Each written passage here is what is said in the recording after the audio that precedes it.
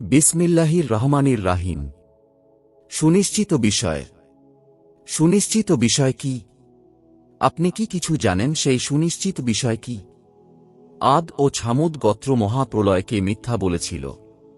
অতঃপর ছামুদ গোত্রকে ধ্বংস করা হয়েছিল এক প্রলয়ঙ্কর বিপর্যয় দ্বারা, এবং আদ গোত্রকে ধ্বংস করা হয়েছিল এক প্রচণ্ড ঝঞ্ঝাবায়ু, যা তিনি প্রবাহিত করেছিলেন তাদের উপর 7 রাত্রি ও 8 দিবস পর্যন্ত অবিরাম।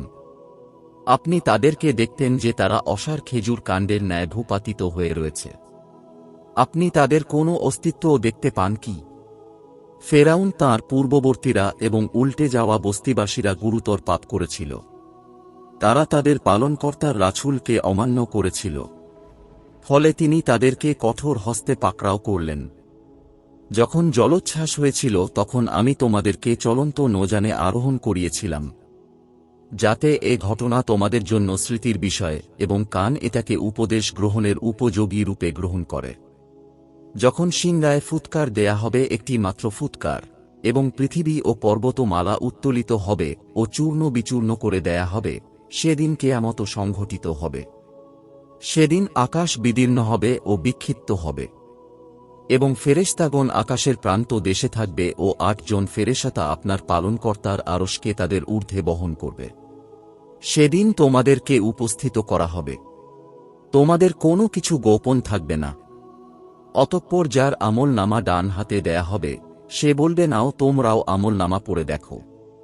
আমি জানতাম যে আমাকে হিসাবের সম্মুখীন হতে হবে। অতঃপর সে সুখী জীবন যাপন করবে সুউচ্চ জান্নাতে। তার ফল সমূহ বর্ণিত থাকবে। বিগত দিনে তোমরা যা প্রেরণ করেছিলে, তার প্রতিদানে তোমরা খাও এবং পান করো তৃপ্তি সহকারে। যার আমল নামা তার বাম হাতে দেয়া হবে, সে বলবে, হায় আমায় যদি আমার আমল নামা না দেয়া হতো, আমি যদি না জানতাম আমার হিসাব। হায় আমার মৃত্যুই যদি শেষ হতো, আমার ধন সম্পদ আমার কোনো উপকারে আসলো না, আমার ক্ষমতাও বরবাদ হয়ে গেল। ফেরেশতাদেরকে বলা হবে, ধরো একে গলায় বেড়ি পরিয়ে দাও, অতঃপর নিক্ষেপ করো জাহান্নামে। অতঃপর তাকে শৃঙ্খলিত ওকর 70 গজ দীর্ঘ এক শিকলে। নিশ্চয় সে মহান আল্লাহ হতে বিশ্বাসী ছিল না, এবং মিসকিনকে আহার দিতে উৎসাহিত করত না। অতএব আজকের দিনে এখানে তার কোনো সুহুদ নাই, এবং কোনো খাদ্য নাই, ক্ষত নিঃসৃত পুঁজ ব্যতীত। গুনাহগার ব্যতীত কেউ এটা খাবে না। তোমরা যা দেখো আমি তার শপথ করছি, এবং যা তোমরা দেখো না তার নিশ্চয়ই এই কুরআন একজন সম্মানিত রাসূলের আনীত, এবং এটা কোনো কবির কালাম নয়, তোমরা কমই বিশ্বাস করো। এবং এটা কোনো অতীন্দ্রিয়বাদীর কথা নয়, তোমরা কমই অনুধাবন করো। এটা বিশ্ব পালনকর্তার কাছ থেকে অবতীর্ণ। সে যদি আমার নামে কোনো কথা রচনা করত, তবে আমি তার দক্ষিণ হস্ত ধরে ফেলতাম, অতঃপর কেটে দিতাম তার গ্রীবা। তোমাদের কেউ তাকে রক্ষা করতে পারতে না।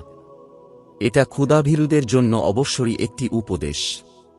আমি জানি যে তোমাদের মধ্যে কেউ কেউ মিথ্যারোপ করবে। নিশ্চয় এটা কাফেরদের জন্য অনুতাপের কারণ। নিশ্চয় এটা নিশ্চিত সত্য। অতএব আপনি আপনার মহান পালনকর্তার নামের পবিত্রতা বর্ণনা করুন।